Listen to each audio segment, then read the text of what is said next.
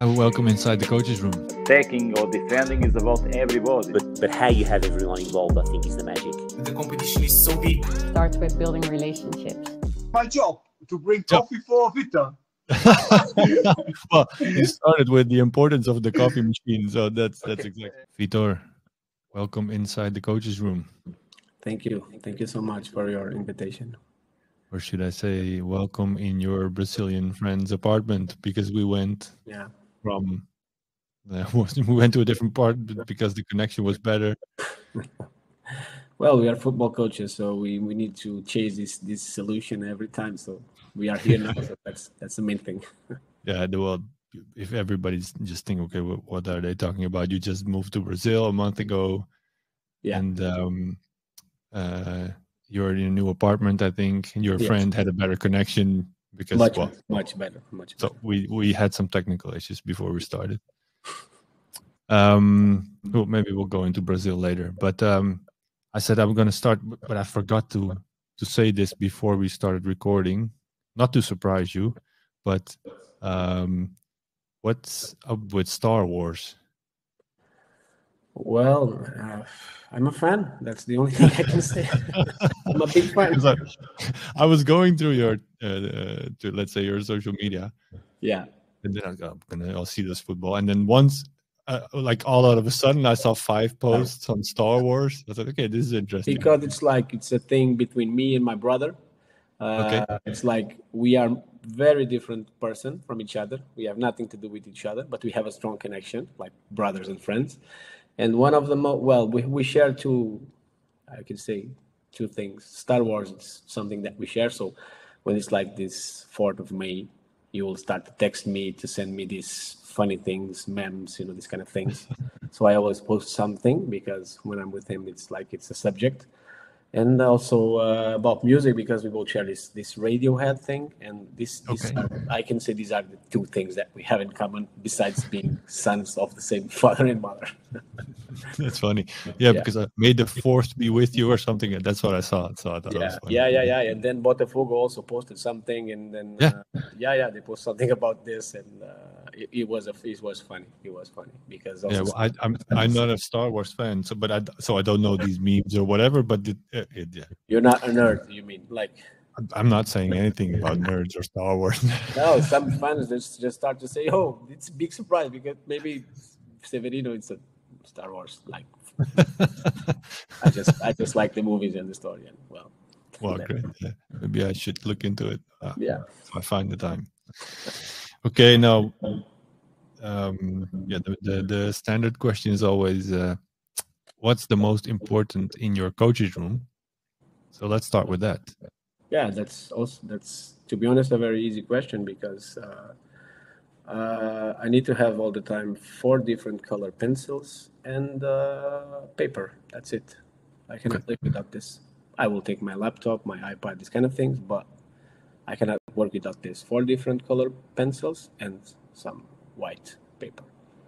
Hey, why? It seems like you have a very structured way in that, but we have a lot of softwares, these kind of things to plan, to make the drills. But I'm an old-fashioned guy when concerned to planning, to think about some drill, think about some tactical approach, I like to feel, I like to write it down on a paper. And because when we start our meetings before the training sessions, I'm responsible to put it down on the paper, and then we make some, copies, and to give to all of our, technical staff members to go to the training pitch. And maybe that's why I start to put the teams. Then the doctor comes and say this play will not go, and I will just start to put it again. How many defenders? How many midfielders? Then the coach comes and I remember about something. We need to do this today. Think about something, and I like to have like this, to have 4 different colors and some paper. That's it. So old-fashioned writing down on paper. Yes. Scratching and taking new papers, throwing it away. For sure. Once in a while, I need to go to my backpack and remove hundreds of, old things and put it just away. Because then I have my time to put it down on the software, to put it like nice. I like to have these things nice, organized too. But when it's the part of the creative part for me, is like with the pencil and the paper. Yeah. Is it the word? Yeah, I was going to say it. Is it better for you to get your ideas on paper first because you have more freedom on paper? Yes, for sure. It's about freedom. It's about planning a training session, thinking about some tactical approach, thinking about something for a set piece. For me, it's like this is for sure a creative process, and I feel this freedom if I can write it down. I don't open my laptop to do something like this. I like to think and I like to put it down. The idea is like flow in my situation. I feel creative when I have this. So if I don't have this, this is why I need to have this with me. If I don't have it, it's not. I feel like a block. I need to write it down, put it again, rethink, just put it on the paper. I pretty much did the same. I had my periodization. Let's say the times or the numbers. Maybe I had them in Excel, but on the back were the passing drills or the whatever I needed to draw, or I did it on a big board. Yeah, I can never do it in software. It doesn't work for me. I think it don't work like that. Yeah, the software will work if you want maybe to have a library and you want to put it on the software after the process. This is also when I go to the training session, I will take with me 2 different color pencils in my pocket and the training plan. And once in a while, I try to scratch because I see something, I need to put it immediately on the paper and I say, for this drill, maybe we can do different for the next week. We need to adjust this. We can have this. We can have that. Also, during the training session, I like to scratch. I like to write it down, put it on the paper. Then I go and then yes, I can put it on the software. But the software for me is after the process, not never before. I just don't feel like it's like functional. It don't work for me. I saw some pictures. If you look at your socials, you see yourself with pictures as well, but papers a lot of time. You see that you. I did the same. I always had like a clipboard. Maybe there were 5 different papers on it, and I was writing during the time. It makes it so much more easier, and you don't have to memorize, which helps. Yeah. And when you feel something like you have a nice thought, and if I'm on my bed or something. If it's something that I feel this will be amazing, and maybe on the next way it'll be something like just total crap. But at this moment, I need to put it down. I remember this will work, and I will put it on the paper. And maybe sometimes it won't work, but well, it's like we have our let's say routines. And for me, it works like this. It's nice. Also, on our coach's room, every time Luis Castro has to put like 2 or 3 whiteboards on the wall. So we can also together start to scratch it down, to think together, but always with this, in this case, not pencils like this whiteboard markers, but we'll have also A3, A2, A1, A4, big pieces of paper with pictures, and we start to scratch it in. Yeah, great.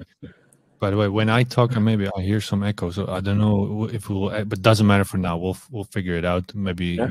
But if it's still in there in the end version, people are listening to it, and I cannot help it. So it is what it is. I'm so sorry.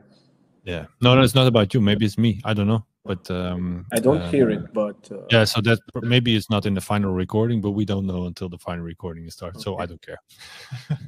Let's try. But okay. This is not. Yeah, this is a little bit bragging. I just heard we're now have coaches in 102 countries listening to this. Oh yeah, we are live. Yeah. No, not live now, but I mean in the recordings, people. So 102 countries will hear a small echo. I don't care. Okay. Well, sorry about that. That's what you get when we talk to Brazil.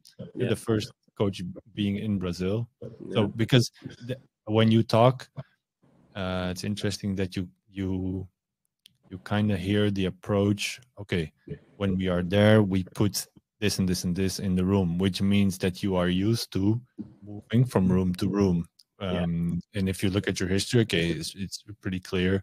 You went from Shakhtar to Dubai and now in Brazil, and I think in the time for 2 years. So it automatically also maybe says, okay, you're used to new environments, you're used to being a new but the last few years you are in new projects. How is that for you as a coach? Well, it happened really fast, to be honest. I was like this morning I was giving an interview for a newspaper here in Brazil, and I was just speaking about this. What they asked me, why did you start so early as a coach? Because usually you have this stereotype, this like preconception that you must be a professional player to be a professional football coach. And I was speaking about the context and about being lucky, because I know a lot of good people with amazing skills that maybe they will never had the opportunity to play the Champions League or to move from country to country to fight for titles. But it happened really fast. We were in Portugal. I started in a small club, and then I met Luis. I moved to FC Porto.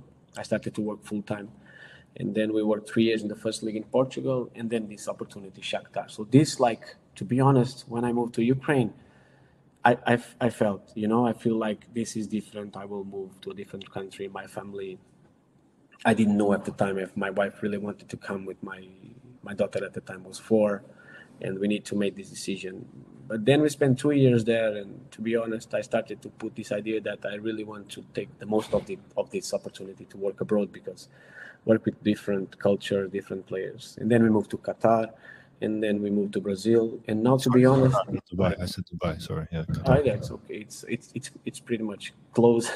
Yeah. But so to be honest, now it's something that, like any other thing in your life, when you start to get used to it, it's like it's a normal thing for me. I feel that I can work now here, and in the next month or in the next year, I can work maybe in Australia. It's fine, because also because we have a technical staff, like it's like a family, And so the first time, yes, I must admit that it was difficult. It was really nice, but it was difficult. Change everything, all the problems in my head. But now it's like I feel like I can be a citizen of the world, because it's where the opportunities will be. I can be there for sure. There's one word that you keep mentioning, and that is we. So you are not one coach, you are a staff.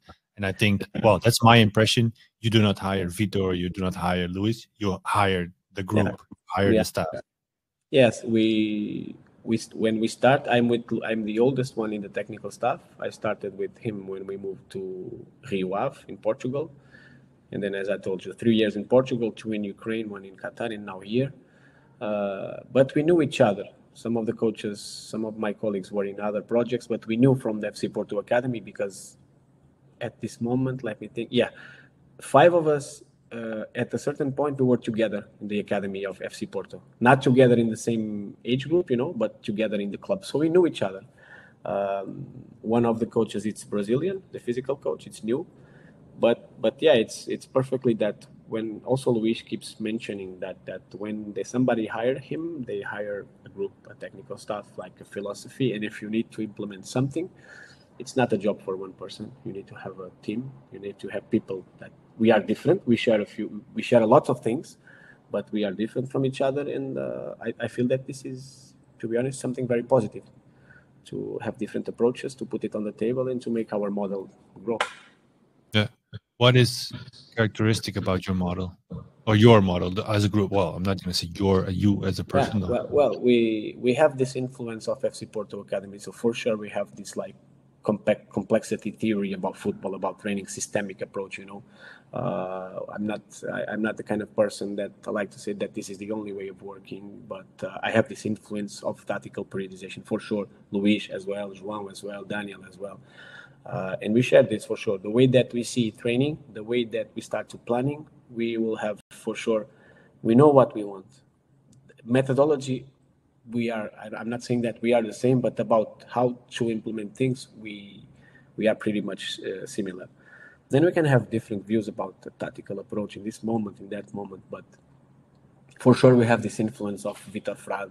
We work with him in FC Porto. To be honest, it makes a lot of sense to me. Again, I'm not saying that I want to say that this is the better methodology in the world, but for me it makes sense because, when I started to work, I was in the college, I was in the faculty, and you have all these subjects, biology, you have kinesiology, you have physiology, you have all of things, and you want to learn everything. But when you start on the pitch on the first day, I remember, I wanted to make a training session, and it was really, really hard for me because I didn't know what to do. And at the end, it was something not complex. It was something complicated, You want to put everything. You think about physiology. You think about time. You think about recovery. And you don't think about the game. And the biggest change for me was like when somebody presented to me something that, well, if you have an idea, maybe this is the better tool to develop the idea with the players. So if you want to develop football game, you need to train football game.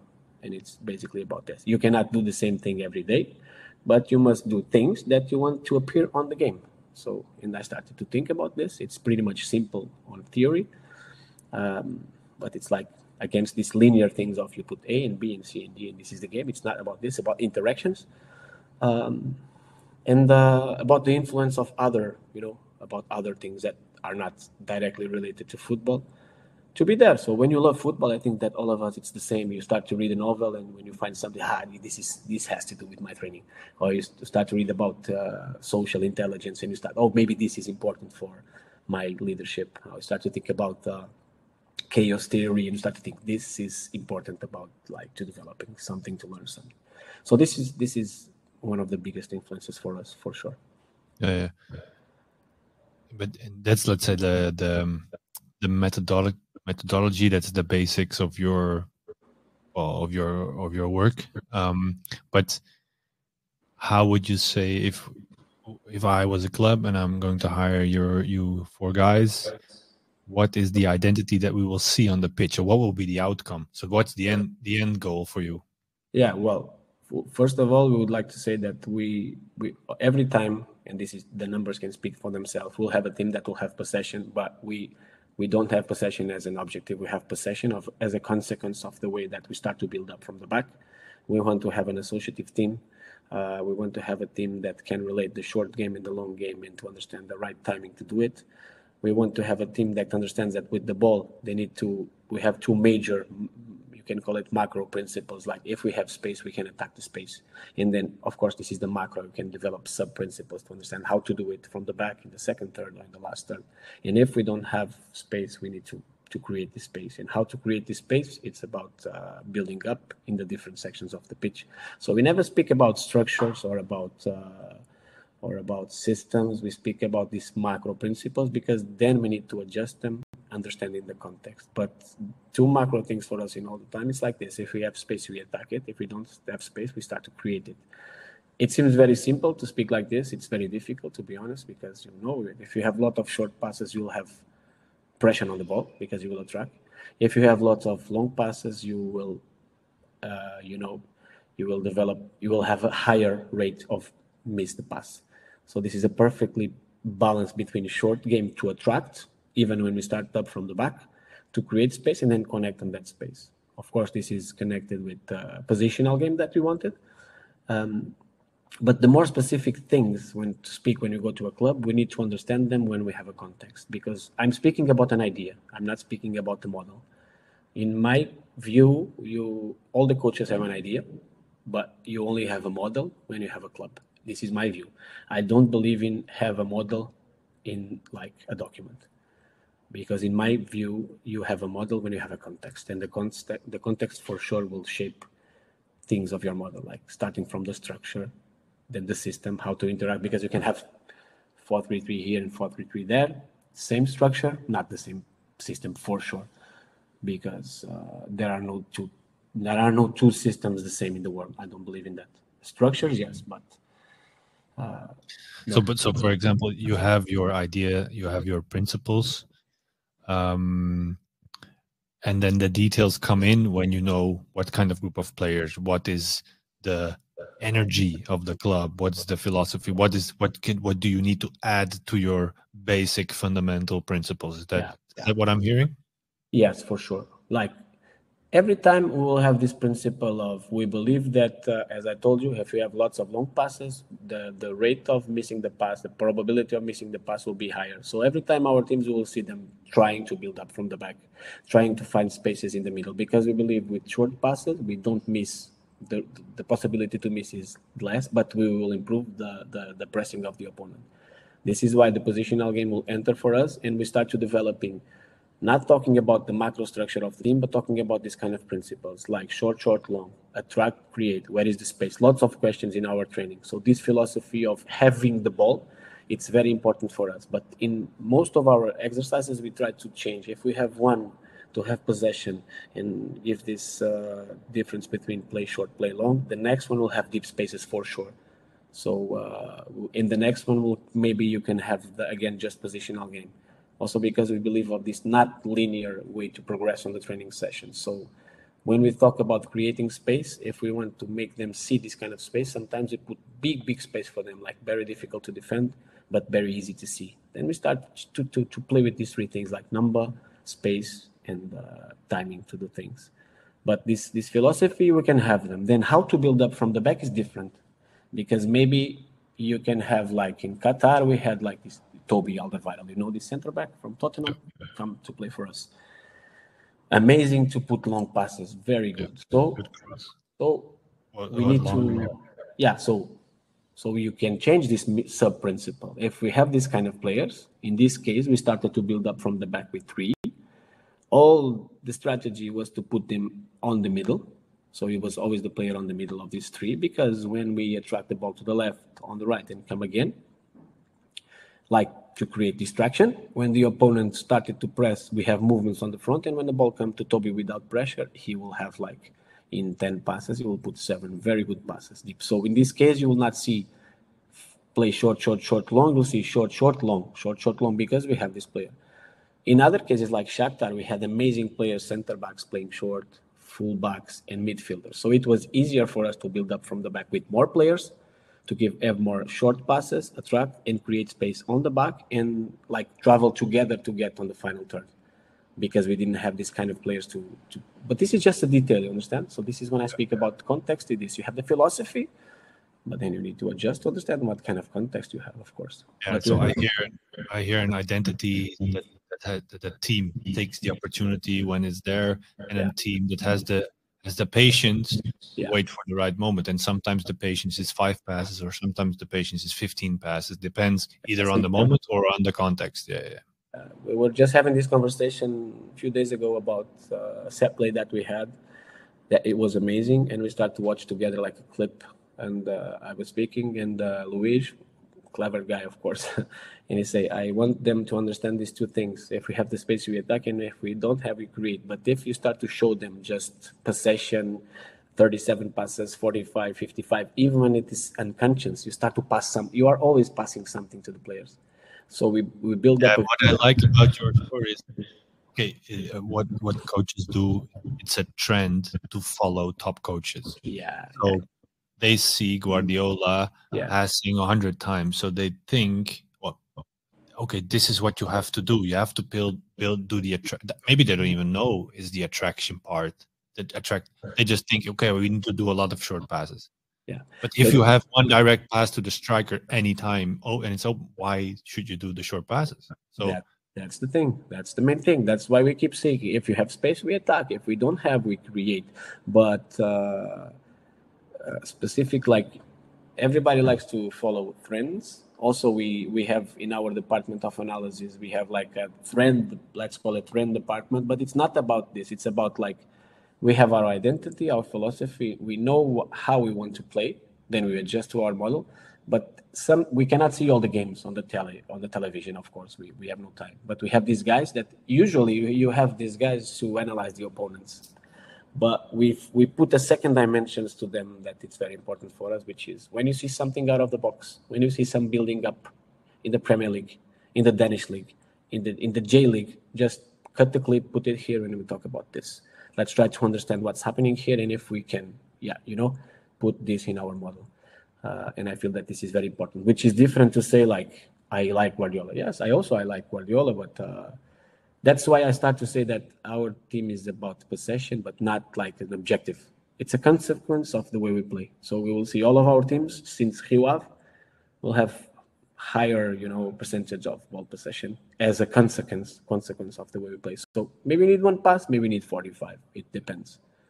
Yeah, and this is very important that you have an identity or a clear idea on how you want to play, and that you go in depth on your own model. Okay, why? Or maybe even deeper, why do I want to play like this? If you know, this is a personal connection to who you are as a person, what your favorite way of looking at football is. Why do you love football? If you miss that, you're just okay, this is very easy to say, but you tend to copy because maybe somebody does it.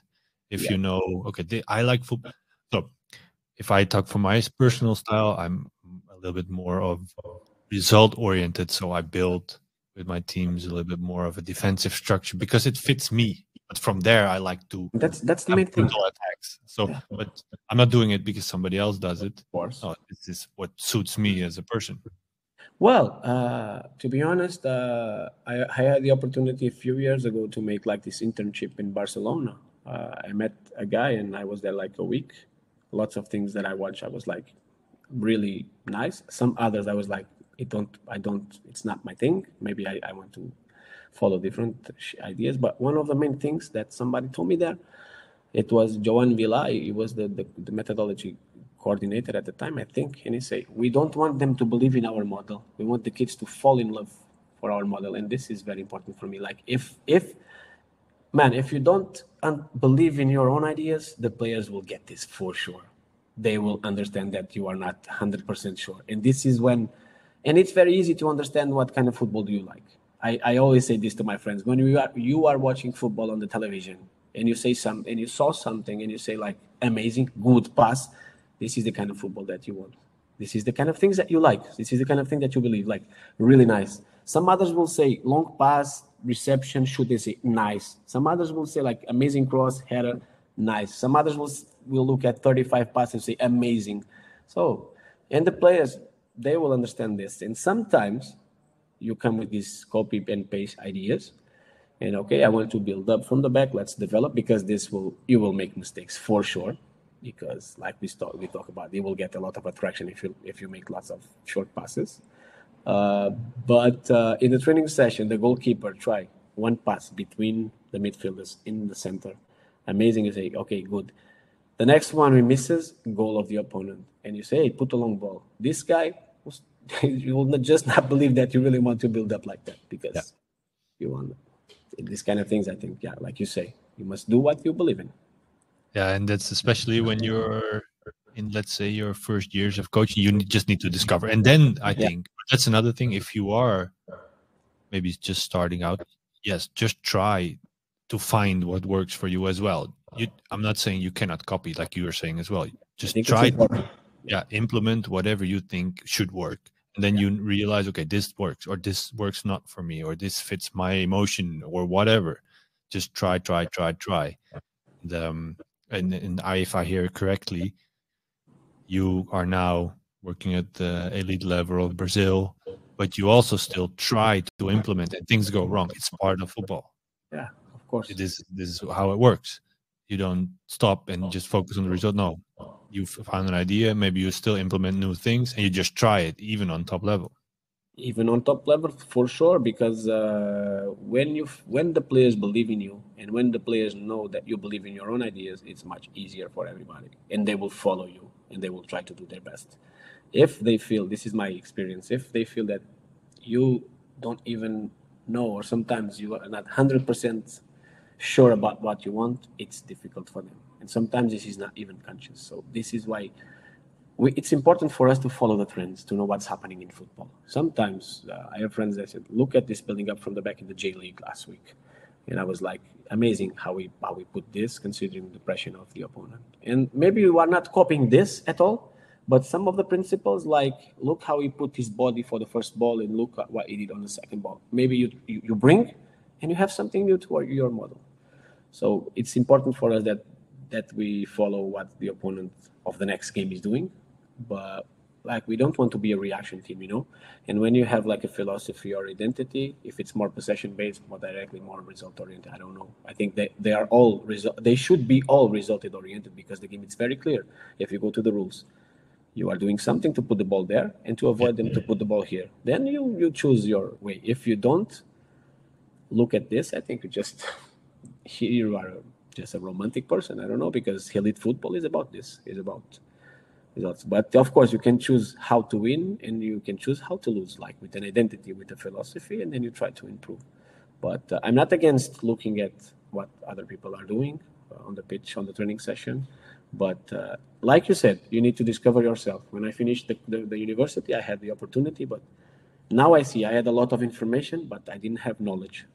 Information, tons, books, DVDs. I wanted to go to see this coach, this one, but it was so much in my head that it comes with the age, of course, and with the people that is around you, with the books that you read, with the movies that you watch, with everything, even those things that are not, life. Yeah, life shapes you, and especially as a coach. What I like is, and all you Portuguese guys are exactly the same in this, is that you live football almost like a science. Well, it is a science when you are brought up or when you are in your coach education, and that you can hear every time that I talk to somebody from Portugal, that it is you are trained in almost a scientific approach. You are in it's literally called a faculty or university. You're not on the association. No, you go to faculty or university to get your coach education, and from there you move on into the practical scene. This is a very essential approach, because I was talking to other guys. Sometimes we forget that Portugal only has 8-9 million people living there. 9-10 millions. 9-10, and you are the 5th or 6th country in the world when it comes of Europe, and the national team always plays for the prize. Let's call it like that. Okay, once in a while you get there really on top. You're not France, but still you're competing. And I think it is because of the approach on and how coaches are educated. And now I'm not surprised. I was expecting this, but I hear it in your philosophy and the way you talk about football also. It is thought through. You know every detail. And of course, I also hear you say, when I just started, I was bombarded with information. I didn't really know what to do with it. At one point, the puzzle, the pieces become the puzzle. Yeah, things start to make sense. Well, I have to be honest. We have everybody speak about Mourinho. He was for sure an important moment, because people started to think like, you can be a professional coach without being an amazing professional player. You start to see that, you start to study. Now let's study, like let's do some analysis of what's happening, and you see that he was on the faculty, the people that he was surrounded by. And this love for football, in my generation, you could feel it on the street. I started to play on the street every day, every afternoon. So people in Portugal are really in love with football. And all the kids wanted to be football players. Mourinho, I have to be honest, because about my generation, everybody in my generation that loved football but didn't have the skills or couldn't, have an opportunity, started to think about this. So you can say that kids in Portugal want to be football players and football coaches. And this is because of Mourinho. But also, it's fair to say that before Mourinho, we have like Carlos Queiroz. He was an amazing person. Started to bring science, trying to bring this methodology, a rationality approach of the training session to look at solve tactical problems. He was one of the first guys to have like scientific approaches on this. He's now in the national team of Egypt, I think. He was in Colombia. Now in Egypt, I think. He's still there.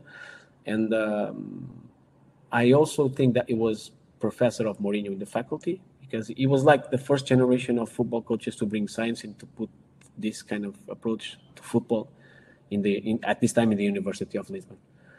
So when I came to the university, I started to know about these guys, about Carlos Queiroz, about Mourinho, and I think it's also about this. People want to be football players, but also you will find a lot of people in Portugal that want to be football coaches. Yeah, so there was a role model that made the difference. Yeah, for sure. And the role model, okay, you can say it very superficial. The role model proved that the translator can become a top coach. I'm putting it very superficial, but this is like a fairy tale story. If he can do it, anybody can do it. Yeah, it was like, let's look why he came to this point.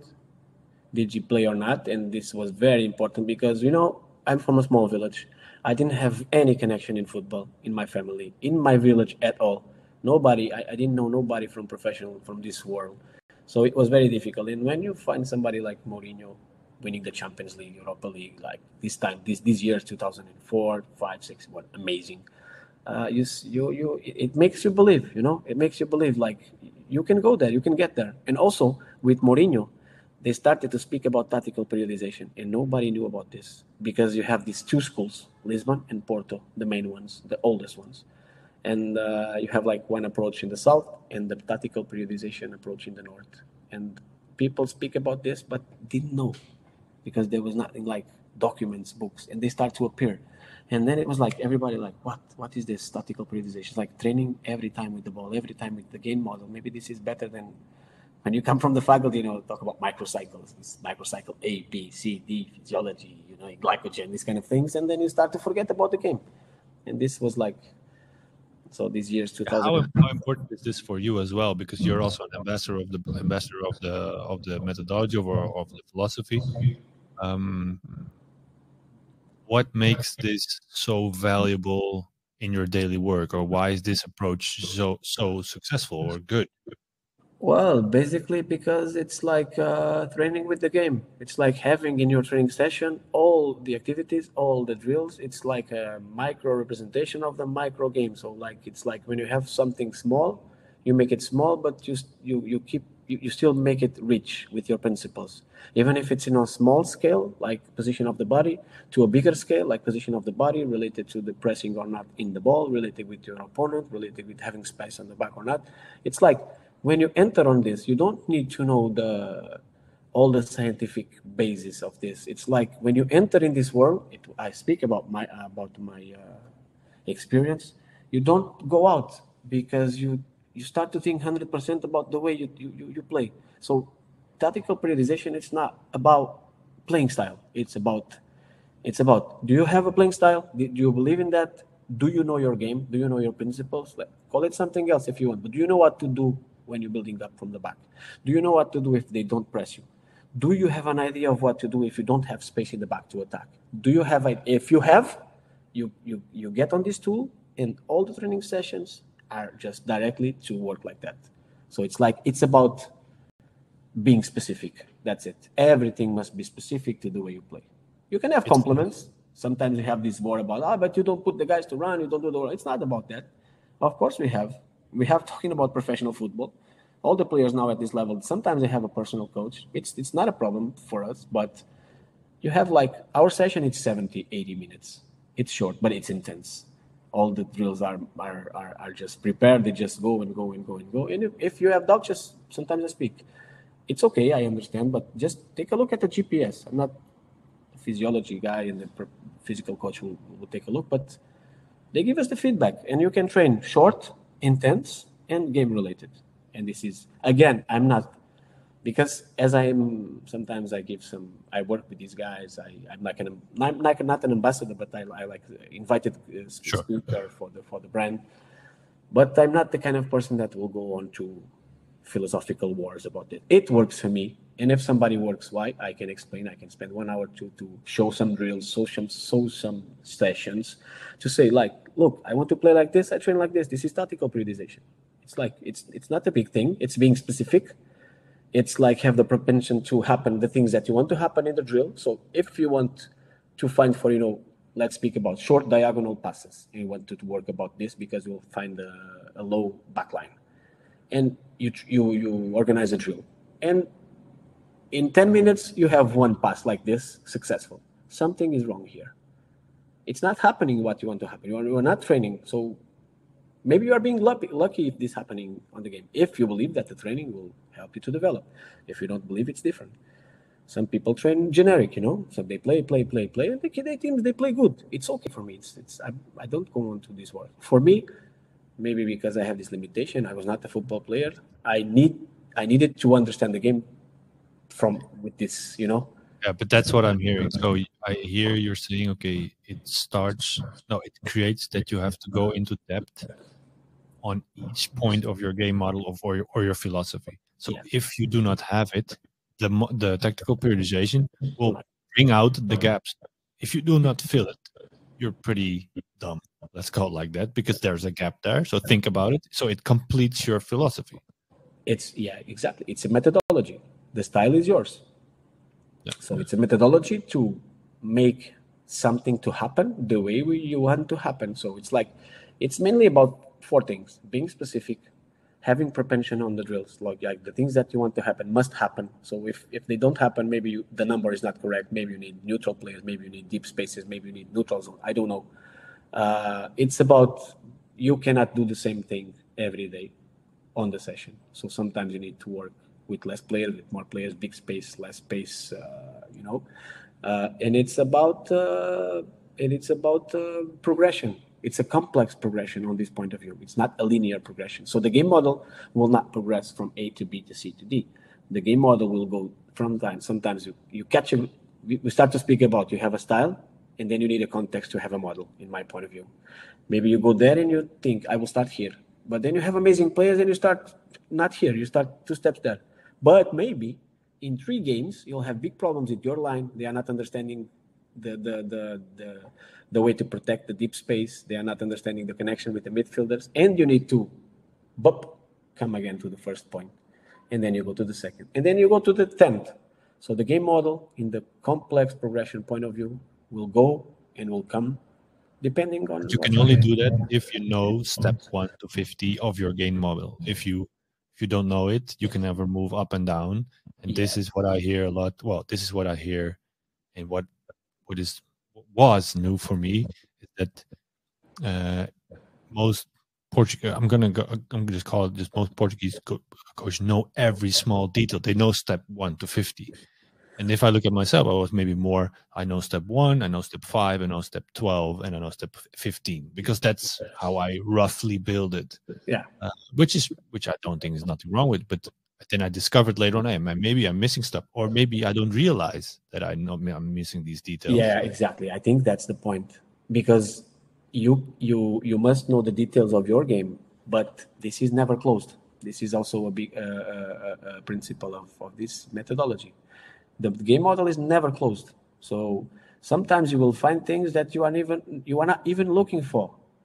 You will find things, you will discover things about your model, and you are not worried about that. Sometimes you are concerned about the principle because you are having problems with your line, with how to press on the line and how to adjust with the 3. That I don't know something, I'm speaking about something. Sure. And you don't find the solution because maybe your players cannot work like you want.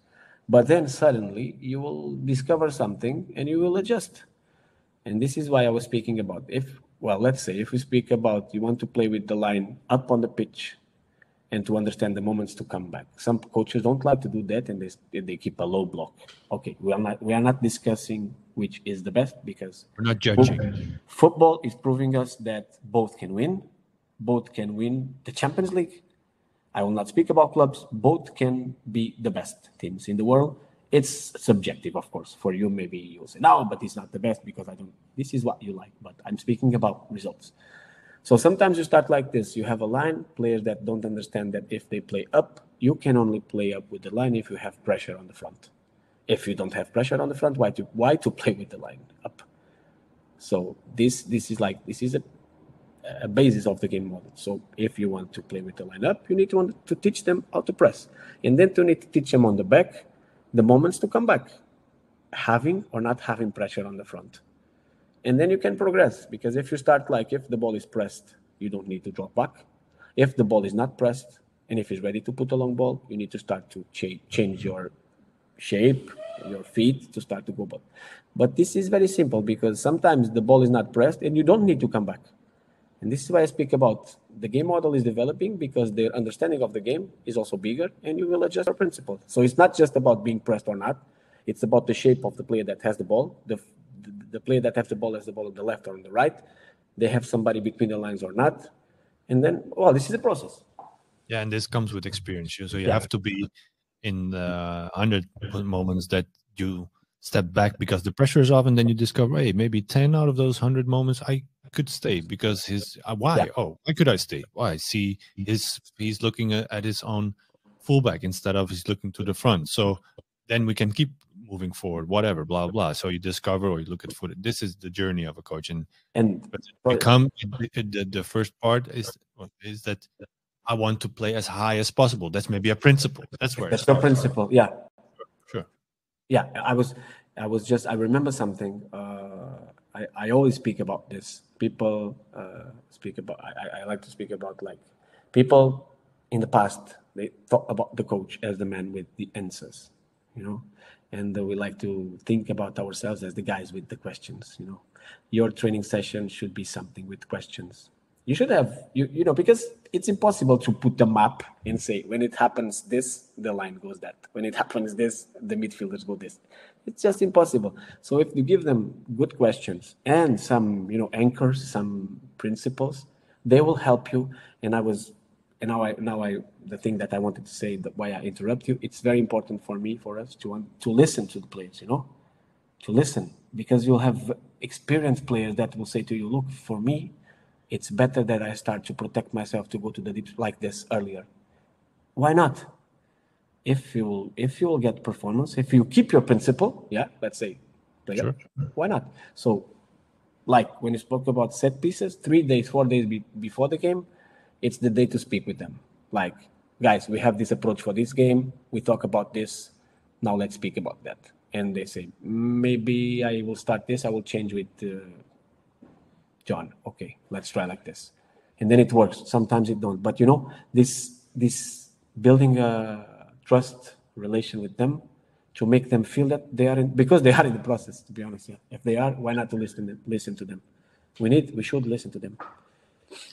Yeah. And how is that when you step into a new project? Well, you step into, and then you are balancing between, okay, the first impression of you as a staff at a new club. I can imagine, this is my assumption, that your playing style takes some time to really implement. It's not a straightaway result oriented game model. It's there's some risk in there, I can imagine. Yeah. Then you have a group maybe who has to get used to it. You have to find their trust. They may be, okay, is this working? I don't know. But maybe you can have some friction maybe on that. Yes. Do you have an example of, okay, this was the right moment to step into the players? Okay, how are you experiencing this? Or maybe you already, of course, you talk to players when they walk around, but maybe you have an example or a situation that, okay, this was the right moment and the players really helped me, or they did, whatever. But yeah, I have lots of examples. Also difficult things to pass by, like in one of the clubs that we work for. I will not say the club, but when we spoke about this, playing high on the pitch, defending high on the pitch, like strong reaction after a loss. And if you don't win the ball, to put your shape, but again, start to put the shape high, and then you understand if you need to come back or not. We spoke about having the line up. You need to have pressure on the ball, but we also need to have a goalkeeper that can control the space, And in one example, in one club, we had the goalkeeper, very good goalkeeper between it just didn't feel comfortable outside of the box. So it takes time, and we use a lot of video. We give them examples of top teams, and we give them examples of lower teams to do things to make them believe. It's about the idea. It's not about, like, the first impression sometimes is like, we cannot play like this. It's difficult for me. I don't want to lose passes inside and to be the guy that he was guilty for this and for that. So that's why when we come to a new club, even in a big club like Shakhtar, I say Al-Duhail in Qatar, it's big club. All the players are in the national team. Of course, it's different. You cannot compare Qatar with Champions But sure, League. it's one of the biggest clubs. There's pressure. They're top league. Yeah, of course. They are Sure. big, well-paid, rich players, national team players. So even in these clubs, when we come, we like to prepare a video about our philosophy to make them see what we want in all the moments. And usually we put clips on dozens of different teams doing the same thing, Like, these are our principles. We want to play like this. We don't want to be Barcelona, Juventus, Atletico, but our principles are like this. And then when we start, we have, in Brazil, no, but sometimes because we didn't have the preseason here, we just came directly from Qatar and they were competing. But when you have time, as soon as we can, we do the same video, exactly the same video, but with footage from our team. So from time we use a lot of video. We feel that it's important for them to make them see what they're doing, to give them the right feedback, to see, look, this is a positive feedback. You are doing good. You are doing well. This is why also I think that communication and feedback in training are very, very, very important. And again, we can speak about this of tactical periodization. We think that we can also plan the feedback. Not saying that for this drill, you will say these 3 sentences. It's not like this. But for this drill, they need to listen a lot of things, these 3 words. And we plan. And they are listening to that. And it's in their conscience. When they do something. So, for example, in your style, you want to attract. So I can imagine that a coaching advice is, okay, patience, find the moment, find the time, don't overrush it. Those could be things that you are planning to put in the heads of the players. Yeah, a lot also questions. Like when we talk about this, when we do like possession with the deep spaces to attack, but in small spaces, like with transitions, to make them feel that they need to play short to attract and create. Lots of times the feedback is just, where is the space? Just a question. When the guy is pressed, and we just ask them, keep asking very loud, where is the space? Where is the space? To make them not play again under pressure. But when you identify and you try to put and you miss, we say, okay, the space was there. Yeah, amazing, good. Let's go. And then the second one he put, and then the third one he start to get motivated, and he start to understand the timing, So that's why I 100% believe that planning information, like I was saying, not to say that we need to keep this like a map or no, but planning because otherwise you get excited and you speak about everything in the same drill. How to attack, how to press, how to put the line, that's crazy. No, it don't work. So we keep putting like for this specific, or sometimes we're just between. I'm responsible to speaking for our line to give them 3 or 4 feedbacks to identify ball being pressed or not, and my friend is just concerned about the attack entering or not in the deep space and why with what kind of movements, So these 4 dimensions like number, timing, space, and information are very important to use my 4 colored pencils. I can imagine that. Yeah, you're putting back to the pencils. Yeah. I can imagine that it feels pretty strong when you come there. You are the 4 of you guys step onto the pitch. The players come there for the first time they approach you, whatever. And you know that if you look to the left and to the right, everybody knows what he is thinking already. Everybody has the same, because you've been working so long together, you feel what the other one wants. Yeah. That should be a great feeling, I can imagine. It's a great feeling, and sometimes it's a problem. Let me explain a problem. If everybody likes to read the same books, if everybody likes the same coaches, if everybody likes... How do you keep it fresh? Yeah, you need to keep it fresh. That's why. And that's why I was saying, time to time, we think differently, but we think that this will put our game on more. Because, you will look at the same problems and you think about the same solutions. And sometimes you need to fight, in a good way. Like for me, better like this. For me, better like this. Let's change it. But when you have a team, when everybody understands their position on the team, like who is the assistant, who is the coach, who is the other assistant, who is the physical coach. If the coach is not here, who goes to the bench? If this is not here, who else goes to... These kind of things. So when the leaders say, okay, finish, the decision is this, finish, it's this. And nobody will say when you lose, see, I told that we need to press here, or I told that we should play 3-4-3. So we like to keep this balance, but yeah, it's important to understand that the bases are the same, and that we have the kind of same, let's say, approach to what we feel that it's a good football game. Yeah. What I'm also hearing is that you have to push each other out of the comfort zone as well, because you could easily fall into a comfort zone with the 4. Okay, maybe I'm exaggerating again, but you know how it works. You have the same idea. You know how to do things. But sometimes you have to be in the coach's room and create. No, not create. There needs to be a little bit of a war. There needs to be a fight. Whatever, friction may be the best word. Yes. To polish the ideas, to get new ideas. Yeah, you need to challenge your status quo. Actually, yeah, for sure. Yeah, and you need to challenge the way you think about things.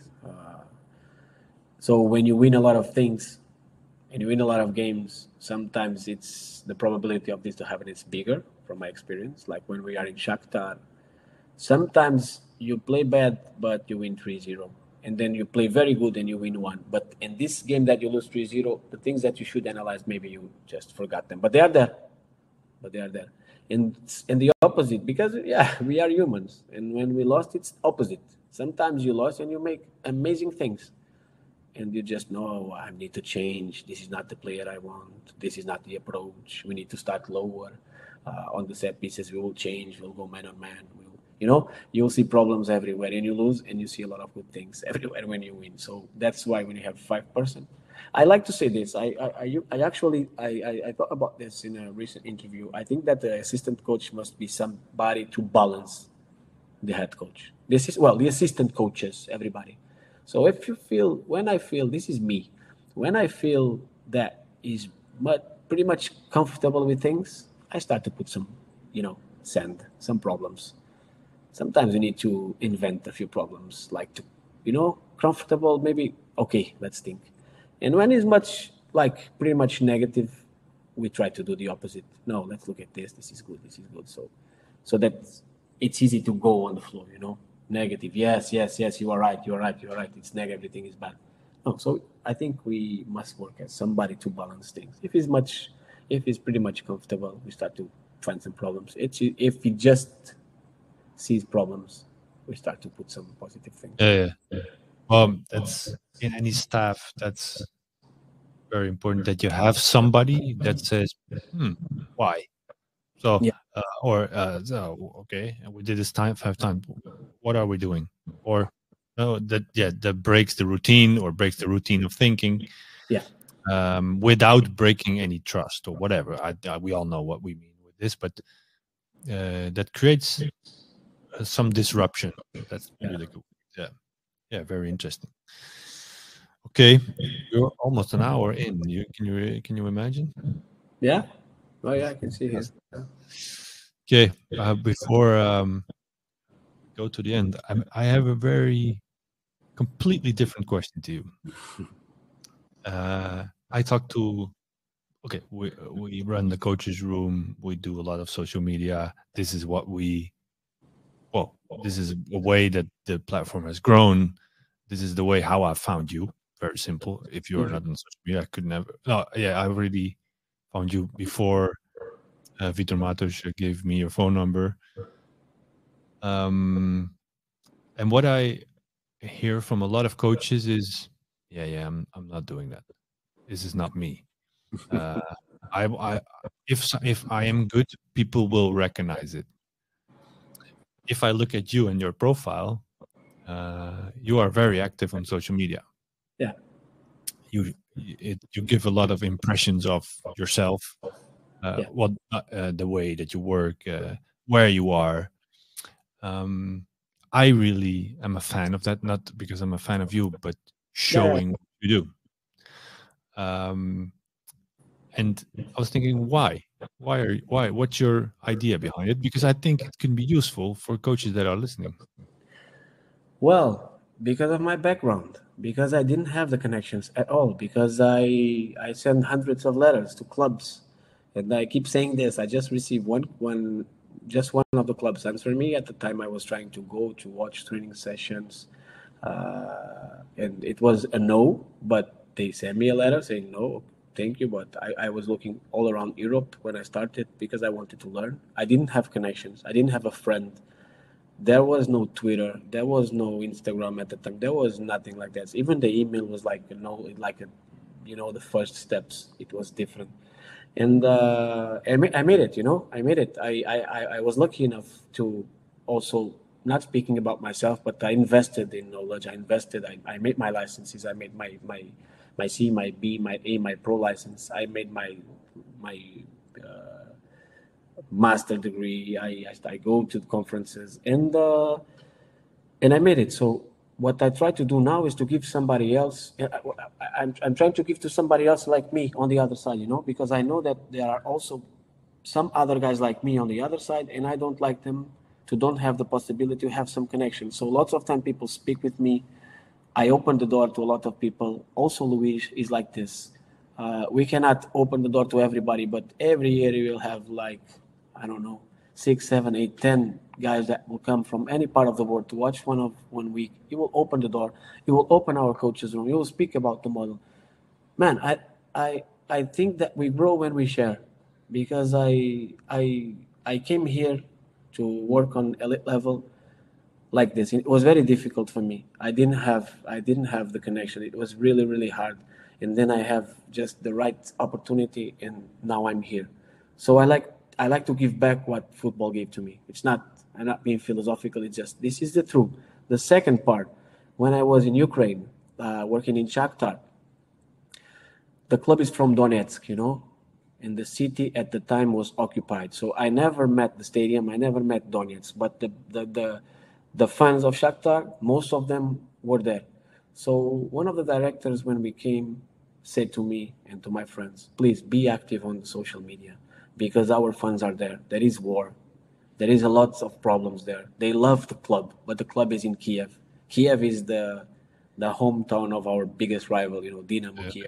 So imagine, this was the background. They say, please post something, speak with them, show them pictures on the training, reply to their messages. And when we go to play somewhere, we find some supporters from Donetsk or some Shakhtar from other cities that start to appear.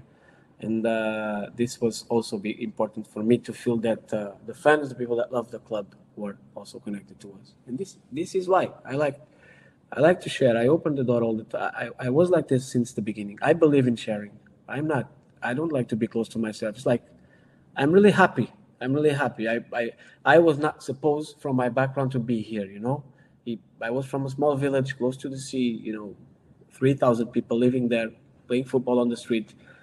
I didn't make it as a football player. Go to the university like hundreds of other guys.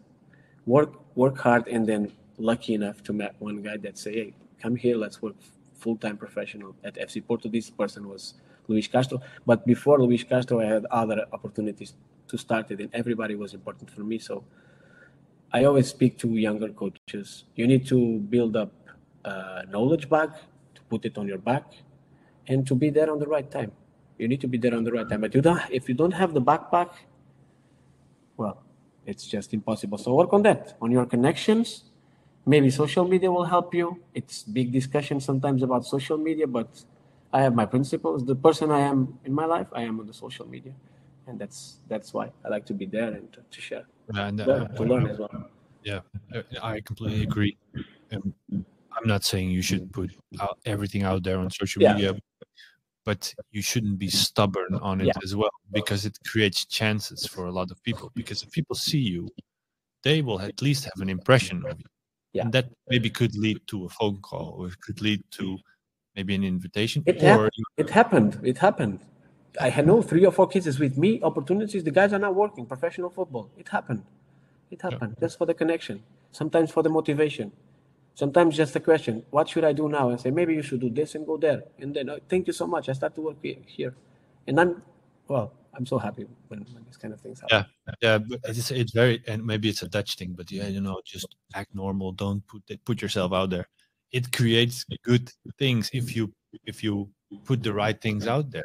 Yeah. Okay, you don't have to be fake or whatever. I completely agree that you shouldn't be, fake is the right word, but connect with people, talk to people. And yeah, that's what I like about you. You are in Brazil, you just lived there for a month, but on the day that you arrived, you still had the time to WhatsApp me and say, okay, sorry, blah, blah, we're in this chaotic scene. It was crazy. It was crazy. You can find anybody everywhere. If you don't do it, it's your own fault that you don't do it. Yeah. Nobody is going to call it. Yeah, I completely agree. For sure. Okay, well, talking about connections, then we go to the last question. And you already said it, but who should we talk to next? Well, I have lots of friends that will give you a nice chat for sure, but I think that my colleague, my friend João Brandão, will be a nice guest for you, and I think that we'll have a nice conversation with him for sure. Perfect. We can continue we can go deeper into the game model.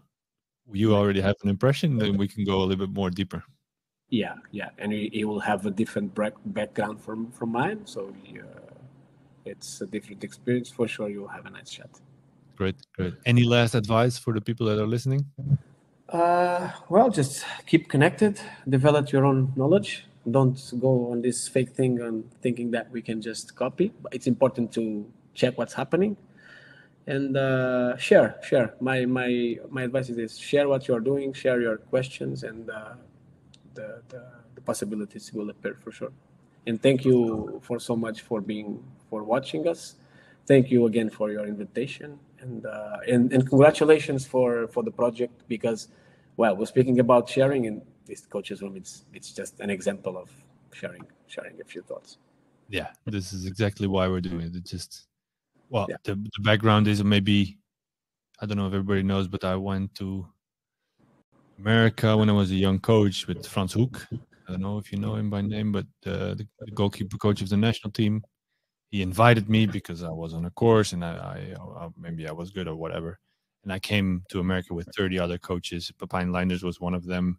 And I was my first year as a coach, and there were like pro coaches that already working on elite level. And I was on the pitch then the whole day. I had to do my own sessions, but in the meantime, I was looking at all these in 15 days. I had maybe a year of training in my backpack. Yeah. So that's when I learned, okay, you can develop yourself, but talking to others, it makes you develop so much faster. So, and now I'm talking to you, and you're in freaking Brazil. You can talk to anybody. That's my idea of this. Just connect with people. Just hit the button. You can talk and develop with everybody. Yeah, 100% agree with you. I think that we should speak to each other. I don't want to take your time, but I had this opportunity to be. I have all the time. If we go on an extra half an hour, I have time. No, it's okay. Just to tell you this, because I was academy technical coordinator of a youth in Academica, and I started to implement one thing with the coaches, but it was a club that the coaches, they didn't get much money, you understand? So I was like, hey, let's stay here today before training sessions between 8 and midnight.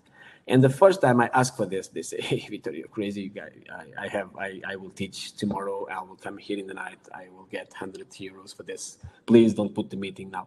But the first time I asked two coaches, and I told them, bring a topic. I don't remember the topic, but bring a topic and present to the other coaches. It will not be me, academy head coach, like coordinator. It will be you. And they bring something. And we spend there a lot of time, And at the end, they start to say, hey, can I bring something tomorrow? And I say, maybe, I don't know, that's okay. So tomorrow you can bring this. And on the next week we start to develop this, And the people were not there for the money. They were there because they start to feel that when we connect to each other, we start to share, we start to grow so much. You start to see like this. Look, I jumped for this understanding of the game, of planning exercises, and this is why I believe in this like this project that you have. And it's also completely different if you are doing it because you want to, or you're doing it because you need a degree. It's also completely different, because of course you need to be in the classroom when you get your coach education. Yeah. But if you're doing it without any reward, that's when you know the people are around you are really, really motivated. They are there for no other reason than to develop. Like you are here for no other reason than to share. So that is exactly the discussion that you need to have. Yeah, completely agree. Okay. Well, let's do it again maybe in a year or so and see how Botafogo is doing then. And it was great talking to you, Vitor. Thank you very much. Thank you very much for your time. Thank you so much. We'll speak again. Speak soon. Thanks. Bye. Thank you.